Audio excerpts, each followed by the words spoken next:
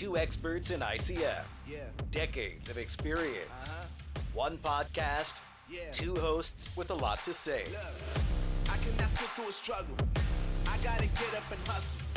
I gotta push through the pain, cause really that's how you build muscle. Welcome to the Build with ICF podcast with your hosts, Trevor Brown and Heather Herring Brown.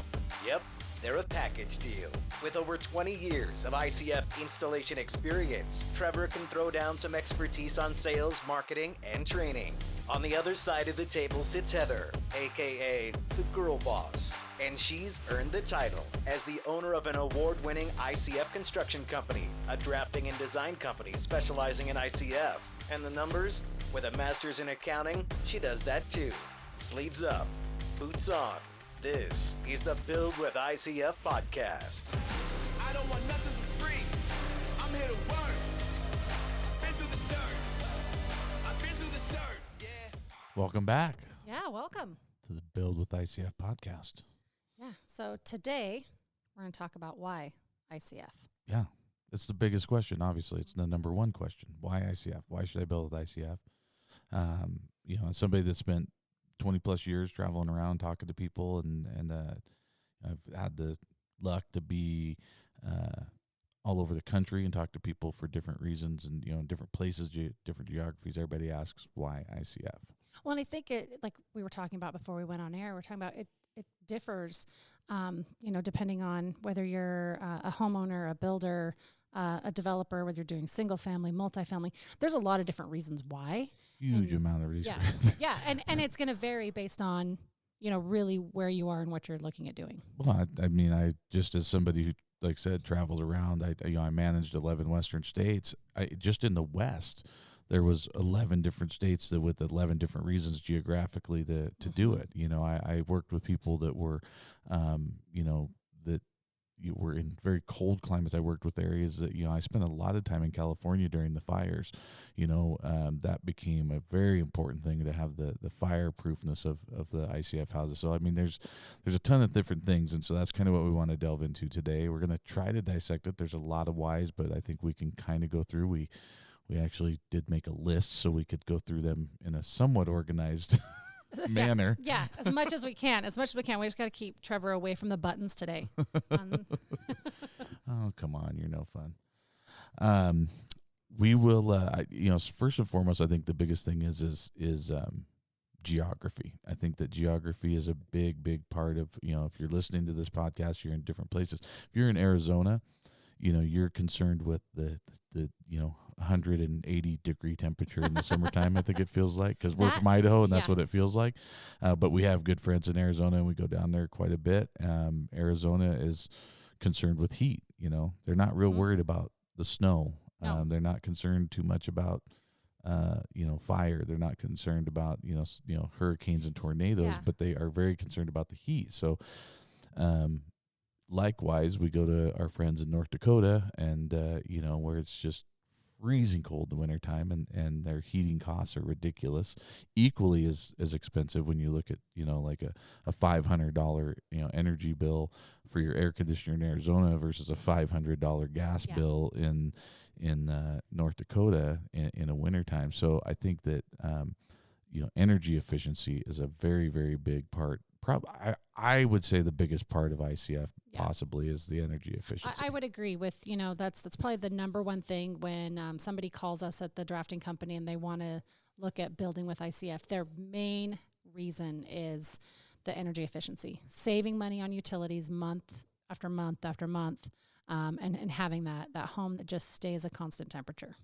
It's a cash flow thing. It's one of those things where people go, again, another episode, but we'll break down the numbers and show you how that, building an ICF house doesn't cost you more money, doesn't have to cost you more money than a stick frame house. But the one thing that you cannot argue at all is the immediate savings that you're going to get on your energy bills. You're going to have lower heating bills in the winter and lower cooling bills in the summer immediately the day. And so as soon as you start paying utilities in that house, you start getting money back. Well, yeah. Here's just an real world example. Our own home. So we live in an ICF home that you and I built, and in the wintertime, we heat our home with radiant floor heat That's the whole house is heated that way.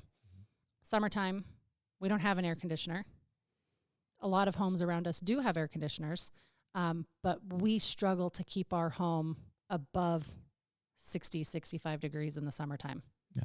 It's a funny little story, but our neighbor girls come over. Our kids are all grown, and so our neighbor girls come over and do odds and ends jobs Come around and the walk our dogs. take our dogs for us and stuff to make a little money. They're little entrepreneurs too, so we love that. So we try to support them.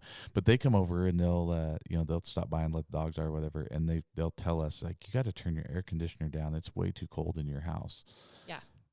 Well, we don't have an air conditioner, so and yes, it does get over. We have full weeks where it's over 90 up here. We're up in the mountains, so I mean we don't get the 100-degree temperatures that we used to get when we lived down in Boise, but we every now and then we do. But luckily, we still cool down in the evenings. Yeah. So energy efficiency is a really, really big part of why. A lot of people, that's what they're looking for, and especially out west here. And I think, in different parts of the country, we go down to Florida every so often, and I've worked booths down there and worked trade shows down there, and all we talk about with them is resilient homes and hurricane safe. Well, here, before we go to that, though, let's talk about, because I want to stick on the... Sorry, I did, yeah. That's why you're here. That's why that's why I'm here. It's good. I kind of want to talk about, our value, because that kind of became, I know back in the day, everybody had the shirts, the R52 or whatever it was. R50 homes. R50 homes, I had coffee mugs that said it, yep. Yeah. And now, we can't really say that, because once you pour concrete, once you do that in the walls, you can't... Yeah, you don't have an R value anymore. For people, yeah. So people understand basically, and it is accurate. It was kind of funny. It was something that was actually pitted against us by the stick frame companies and lobbyists, and the lumber companies basically came after the ICF industry, 20 years ago. And what they did is they basically said, you guys cannot say R50 because there is no way to give an R value to concrete, which scientifically speaking was accurate. And I think it was splitting hairs, but basically what they were saying is your air going through the wall is how they determine an R value. So you basically, how long does it take for this temperature to go through the wall, through the bat of insulation, and out the other side, or vice versa. Well, as soon as you put concrete in, we're no longer dealing with R value. You're dealing with what's called K value, and it's actually it's more involved with what we call thermal mass. So basically you've got this mass that does not allow air back and forth through concrete, so therefore they said you can't measure R value. Very true. So what we have to say now is in the what we've been advised by our attorneys is our home, when we're selling an ICF home, we can say our home will perform to the equivalency of an R50 to R55 stick frame home. Yes. Meaning our energy, our blower door tests, our the heat coming in and out of that house to be equivalent to what we're building. You would have to build a 2x6 double frame 2x12 wall basically, with so much insulation in it that you could get to an R52 to equivalent to what we would spend. So that is a slippery slope that we've dealt with over the years. I think with the new HERS ratings and stuff coming out, it's really going to fix that, because, we have even a hard time getting blower door tested because there's no air exchanges. Like we actually have to add it. Yeah. People spend a lot of money taking drafts out of their house. We spend a lot of money putting drafts into our houses because we have to have some air exchange to be able to even do that. That's how airtight it is. So it definitely has become that kind of slippery slope that I think is kind of figuring itself out. It's not as quite as a hot topic. I mean, I worked a lot of trade shows selling this stuff over the years, and I've had people get right in my face. You can't say R50. You can't say R50. It's habit, because that's what I was taught. And, now I think we pretty, evenly, most of our homes we have tested, we've been able to achieve a 52 to 55 and a very low HERS rating in the 30s. Yeah.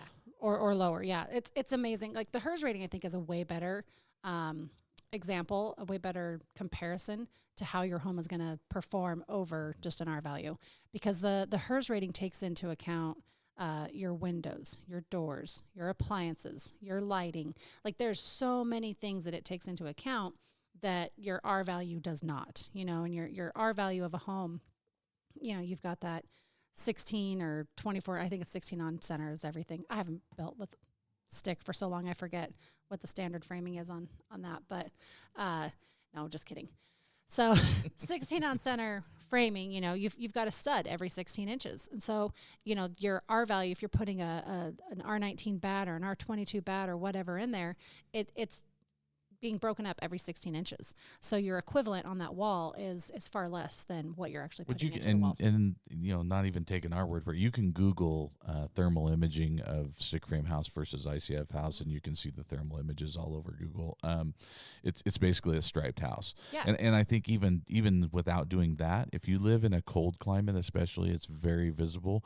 If you've ever driven down the road in the wintertime and looked at your house or at neighbors' houses or a stick frame house, and you see frost on the siding, and you see that there's stripes where the frost is not on the siding, that is a true example of the heat coming through the stud and defrosting the outside siding on the house, because there's so much heat coming through that stud from the inside of the house that you can literally see where there's no frost on the house in the wintertime. So we've all seen that, and most of us have seen that, but you can definitely see it with a FLIR gun or a thermal imaging image of a ICF house versus a stick frame house. So yeah, it's pretty in your face. So and obviously that works both ways, no matter what that temperature is. Whether it's cold coming and heat on the outside or cold on the outside and heat on the inside, we want to try to keep those temperatures separated there. So. Yeah.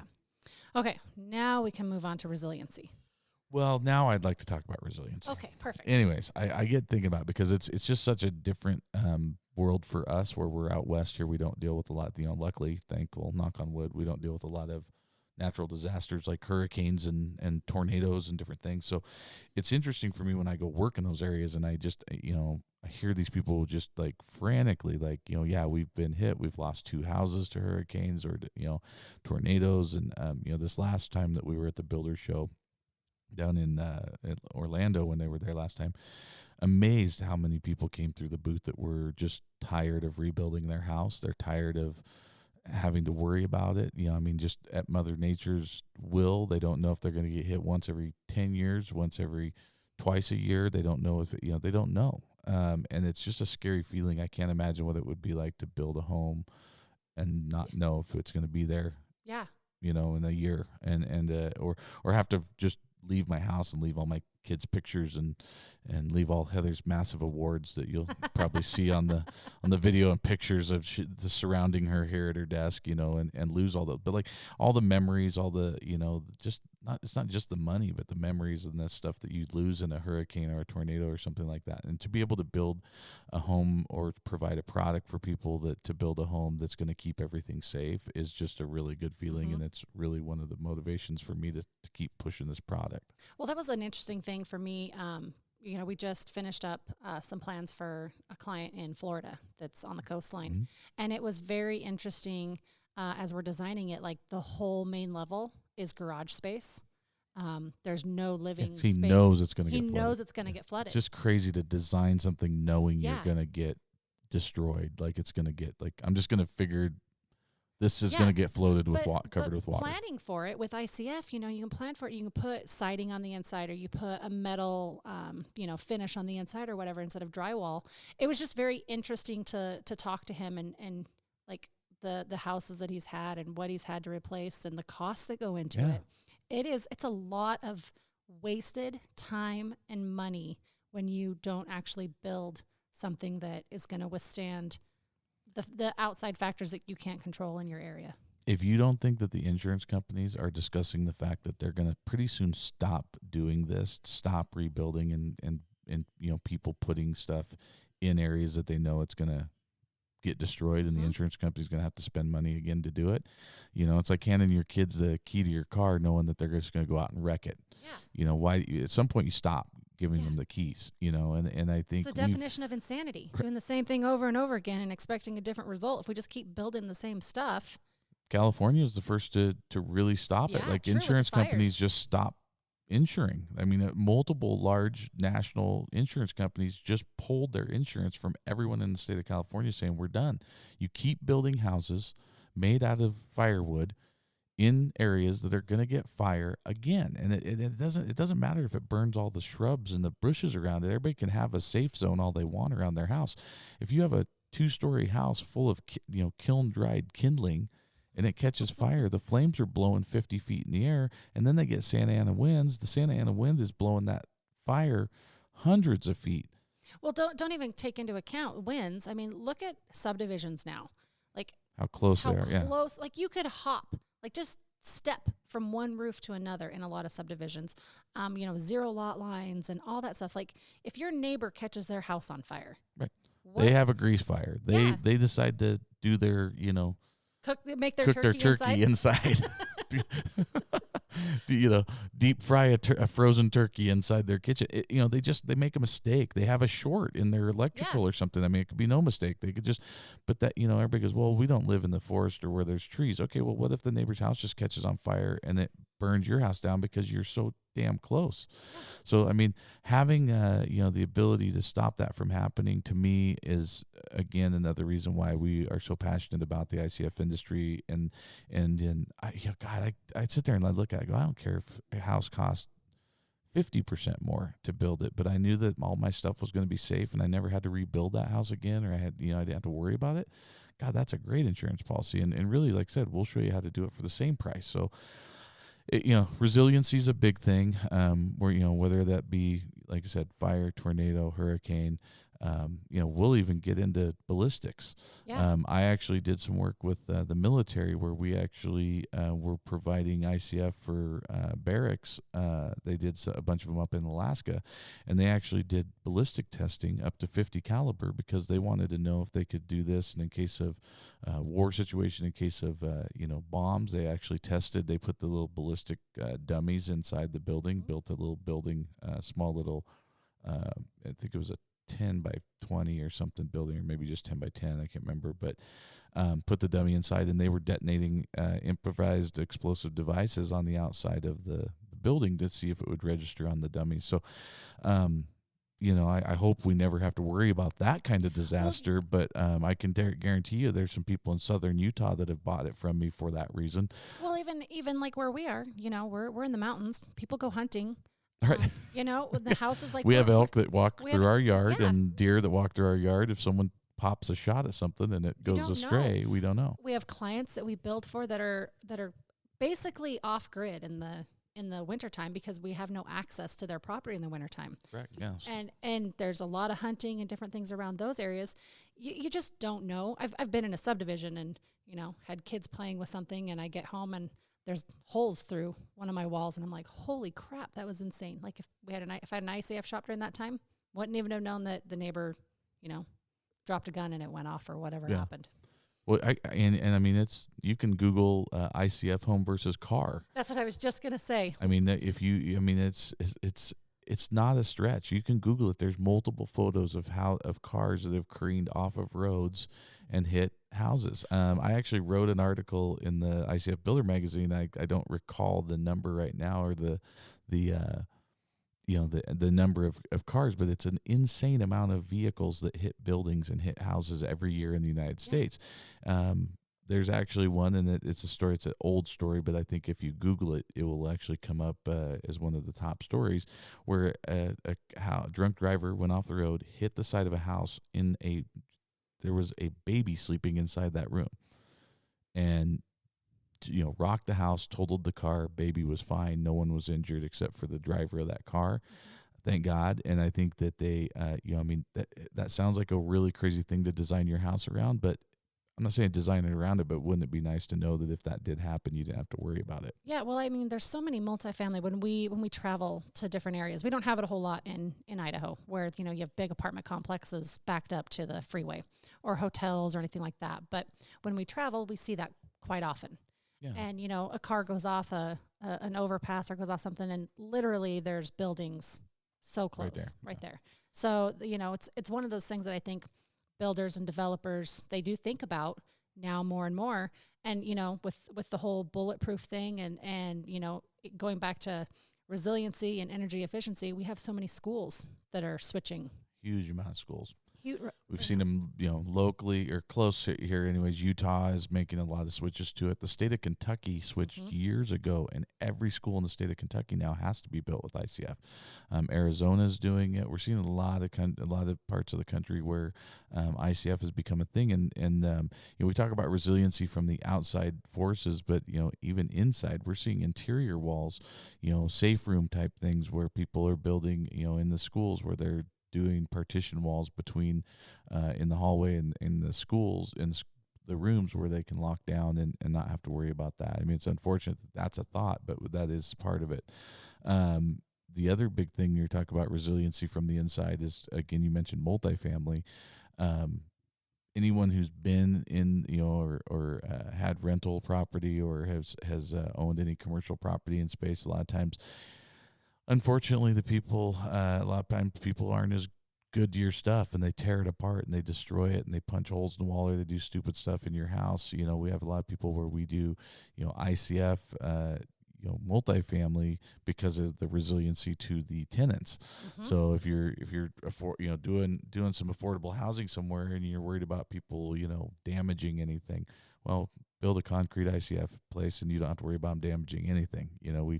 We joke that our house here, it's got concrete floors, concrete walls. If we ever, gets too crazy at a party in here, we can just hose the whole thing out. It's sturdy. But there's a difference in resiliency to the wear and tear from the inside too on a concrete structure. So, yeah, we talk. We didn't. The fire. Talk about resiliency to fire. Yeah, this was crazy. So it wasn't. Well, it was a few years ago when you were still with AMVIC, and we went to California after the Paradise Fire. Yeah, campfire, yeah. That was absolutely insane to me, to drive through that town and see burnt out cars and homes and just business, everything. Everything is pretty much gone. In about 20 minutes, most of the damage was done in 20 minutes. They ran out of water in 20 minutes. It may have even been less than that, 10 minutes or something like that. So just the eerie feeling of driving through. 26,000 people in that town. Yeah. We're not talking like some remote mountain town. We're talking about Starbucks. We're talking about Safeway. We're talking about Kentucky Fried Chicken. Yeah. Burned to the ground, gone in just minutes. The craziness was driving through, and I'm videotaping some of it because I just could not really wrap my head around what I was seeing, and I wanted to be able to share it when we got home. And we come up over a hill, and all of a sudden there's this house that it's still, everything around it is burned, but the house it's still yellow. Looks like he just built it. Yeah. It like there's no landscaping left and everything. And here's this perfectly fine house. That was the craziest thing to me. And that was early on when I first started, in ICF, but just a crazy thing to look at and see, because this homeowner chose to go with ICF. I don't know if they knew why they were going with ICF, if the builder chose it for them or what, but they got evacuated, but they came back in their house and all their belongings were still there. Yep. The only thing that they had to replace on that particular house, we had multiple. We had 4 houses that were in that fire, and they all survived perfectly fine. And for the record, they had stick frame roof with asphalt shingle roofs. I mean, this was not like they were total concrete bunker type stuff, and they survived the house. And the only thing that was replaced on all the homes, they all lost their air conditioning unit, got incinerated, so they had to buy a new air conditioning unit. And one of them had to buy new glass for their garage door because the rubber gasket around one of their windows burned out, and the glass fell out and broke. But all their furniture, everything inside, and I mean, it was so crazy because I talk to people all the time and they say, well, the heat alone would incinerate the furniture inside the house, and it didn't. It doesn't. No, because it doesn't stick around. It doesn't. It just goes right through. I've witnessed it firsthand.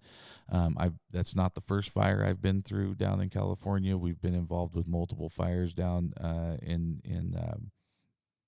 I always forget all the different fire names, but anyways, several fires in Northern California that we had ICF houses in, and my distributor down there just did a great job of trying to get the word out. So we actually were part of the Rebuild Paradise program. We went down. That's when you went down with me, and we actually spoke to victims of the fire about how to rebuild their house with ICF, and we were down there just trying to help the community and rebuild the the town. And so it's pretty amazing. It's bounced back really good. I mean, it's a good story that everybody's really done well. The town's rebounded very well. But yeah, I mean, again, why not? Why worry about that? And there was, like I said, I spoke with a lady that was literally at 7 a.m. having a cup of coffee, talking to her husband on the phone, and within an hour and a half of that, I think it was by 9 o'clock, the whole town was gone. And she was, she got a call from someone, said, "Hey, you got to get, the fire's coming up the hill, you got to get out of there." And she just thought it was just another one of the fires that California has. And then, next thing you know, she was running for her life. And, I think it was almost 90 people, 85 or 87 people that died in that fire. And just insane. I mean, all could have been stopped if people just look at some alternative ways to build.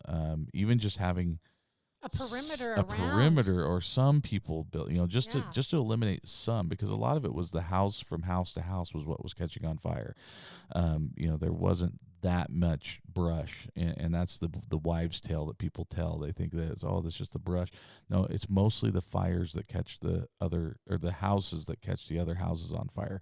And if we can stop it, say you hit a neighborhood full of houses, of ICF houses, all of a sudden, next thing you know, you're not having to worry about, the whole place burning down. So, or even a row. You like what we talked about with other developers, like in the do it foothills. out, Let's do a perimeter. How about the around outside it? of the houses or all ICF, and then you can build stick frame fireboxes in the middle if you want. But at least It's okay that that will you stop started it. with stick frame, but let's do the rest of it. Let's build it better, and as I think it's the NRMCA, build with strength. Yeah, NRMCA. We'll Yeah. have them on here too. Yep. We're going to have an NRMCA guest on here, so that'll be good. I know we're getting close to our 30-minute time frame that we're trying to stick to for everybody, but a couple other things I think we can touch on real quick. Mm-hmm. The speed of construction when you're building with ICF.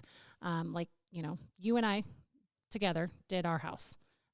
We're 3,200 square feet with an attached 1,200 square foot garage, and we stacked this house in 4 days. Yeah. Poured it on the 5th day. And I'm old. You're young, but I'm old.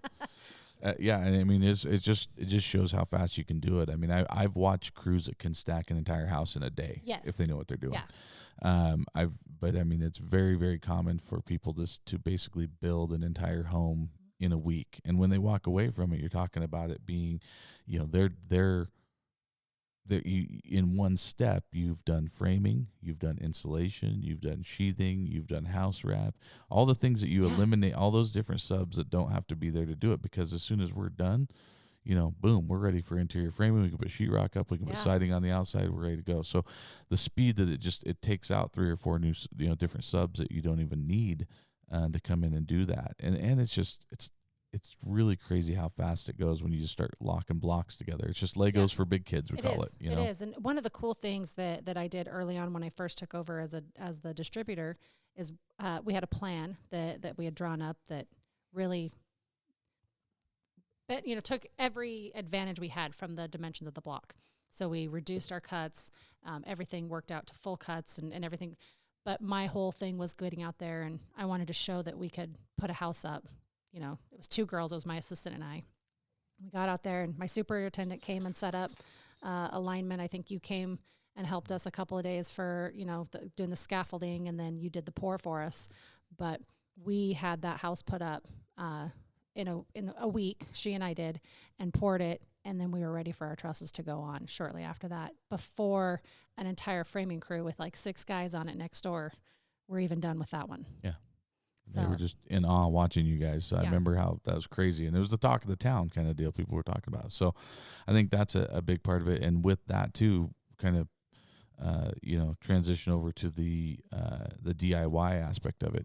Why ICF? Well, DIY is a really big part of our industry. It's kind of how we got started, honestly. It was a real big part of it, so people could do their own basements and foundations that don't own form boards.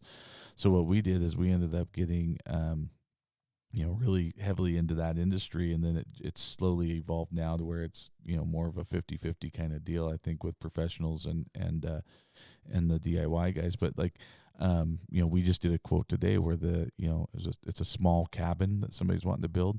It's going to be the installation on that is fair, is this is still going to be very affordable, but just the install part of it's about $35,000. that homeowner can save that by doing that install themselves. And we can provide the rental equipment. Most distributors provide rental equipment. They provide the block and even some guidance if you want. We always say that we are as much help or as little help as you want. I can just slide by and dump it off the back of the trailer for you and leave, or, we will offer consulting and stuff like that to help, at certain hard points. A lot of times we'll have a professional come do the pour, because that's the most stressful part. But DIY is a big part of it. I mean, imagine being able to save $20,000-$30,000. I mean, let's say you got a $35,000 install. Even if you spend $10,000 on consultation fees, you're still pocketing, $25,000 that you're saving in sweat equity to do that. And this is a very easy thing. A lot of people aren't going to be able to go out there and frame a house, and they're not going to know how to do it. They're not going to know, have the tools to do it. But almost everybody can go to Lowe's and buy a little handsaw, a $10 handsaw, and have the tools to be able to do block. It's really easy. So, and we, like I said, tons of training available through a lot of different companies. Whatever brand you decide to go with, they have training available and installation kits. So DIY is a big part of it too, and that's something that we, again, if you're listening to this and that's a big part of why you want to do it, feel free to reach out to us. We have a lot of different. We love to help people with that stuff. So, yep. And then kind of the last thing on our list, and definitely not the last reason about why ICF, but one of the last things on our list is builder and developers. When they're doing multifamily, you've got that party wall in between the units. Yeah. And it actually ends up saving the developer money and time. And by the time you put 5/8 sheetrock, 2x4, 5/8 sheetrock, 5/8 sheetrock, 2x4, 5/8 sheetrock, we can put one 6-inch wall in the middle. You've got a higher, you're going to have on that, you're going to have a 3-hour fire rating. You're going to have a higher fire rating. You're going to have an STC rating higher than you're going to get with the wood, so you're not going to hear the neighbors next door. And like I said, even as silly as the bulletproofness of it, but you're not going to have that issue from side to side. And another thing you're not going to have, this it's always driven me crazy. You're driving around town, it's raining outside, and you see this multifamily structure going up, and you see drywall insulation, the in between those party walls, and it's just getting exposed to wet. all the weather, and then they just close it all up. Yeah, sealed up with the water inside. They don't wait till summertime to dry it out. No, it's just insane to me. And so I'm like, oh my gosh, it takes out so much time. It reduces maybe callbacks, for mold or whatever later. It's just a much smarter move for multifamily. To touch on another benefit that like I said, I have a little bigger, more of a, we got the podcast dog. Mia, the podcast dog, is getting lippy because it's dinner time and she wants food, and now she's being bossy. So anyway, we'll post a picture of Mia, the podcast dog, so everybody knows who's when they hear her. But developers, we're getting, for me, I get kind of a 30,000 foot level, view of the industry, and I'm hearing more and more developers who are wanting to separate themselves from other places. They want to say, well, my development is an ICF development. We're working on a couple of those right now where people they're doing whole subdivisions, and they're doing it for the marketing standpoint, the energy efficiency, the green aspect of it, all these different things. But then the other thing that it does for them is, think of those pieces of property that you can buy that are near a busy road, and the sound is, you go and put a house next to a freeway, next to a busy road, anything like that. You stick frame house, people that are going to live in that are going to have to hear that, right? Yep. How about a concrete house where you don't hear that? What if it's train tracks, or it's this, or it's that, or whatever it is, a flight area for the airport? Those pieces of property go for less money because it's not as desirable because of sound issues. Well, build a concrete house out of ICF, and you won't have to have, you won't worry as much about those sound, issues. So, that's another big part of it for developers and builders, and just trying to separate themselves from everybody else. 90% of the industry is going to stick frame, now currently. We're trying to change that. But for most part, 90% of the builders, so 9 out of 10 builders are going to say that. How would you like to stand up in a room full of 100 builders and be able to say, when they say, who does something different here? And I've said this to builders all the time, and I don't make any friends saying this, because they get mad, but it's like, Your granite's no different than their granite. Your sheetrock's no different than their sheetrock. Your 2x6 is no different than their 2x6. So when you stand up and try to say that XYZ builder is so much better than ABC builder, you can't say that. I mean, you just can't. I mean, they're dealing with the same products. I mean, yeah, maybe one guy's got a little different style, one guy's got this, but it's so not judgmental, but it's basically up to the person that's looking at it. It's in the eyes of the beholder. If it's better. Yeah. ICF is scientifically no argument. If I'm sitting here and you're a stick builder and I'm an ICF builder, I can say my house can not burn down. You can't say that. I can say my house has an SDC rating of 55 plus. You can't say that. I can say my house is an R50 plus or has a HERS rating in the 30s. You can't say that.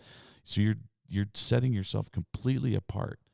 So when a contractor or a developer or somebody that's looking at this from more of a business standpoint asks me why ICF, I say, because don't you want to be the best guy in the room, or at least one of 10 out of a group of 100, and the other 90 can't even hang with you? They can't compete. I mean, that's legit. So anyways, that's kind of our I think that's our take on why ICF. I'm sure there's a lot more. I'm sure people can I'm sure we'll have future episodes and go yeah, into this even more. We're always going to talk about this. But and if we forgot one, send us a message. Shoot us a DM. We're at Build with ICF on all the social medias.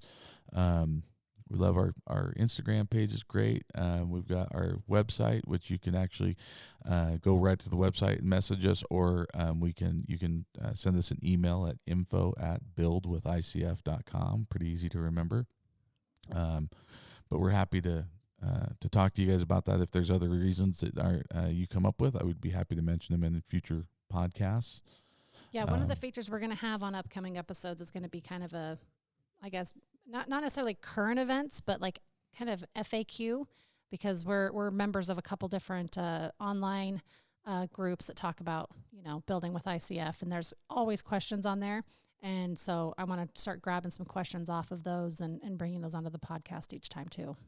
Yeah, I think there's a ton. I mean, it's just that's why we're doing this. I mean, this is episode 2. Yeah. I think we've got 200 episodes in us of things we can talk about with this. So we'll move on to the next episode, but continue to hit us with why ICF, because I think that's just something that we'll just continue to carry through all the episodes. And then really every episode should give you another reason why you should build with ICF. That's what the goal is. So anyways, I want to thank everybody for tuning in. Again, we're doing this for you. So if there's anything that we can do for you, please reach out. Please get hold of us. We'd be happy to, talk with you guys about that, or get you connected with the right people. If it's something that we don't claim to know everything.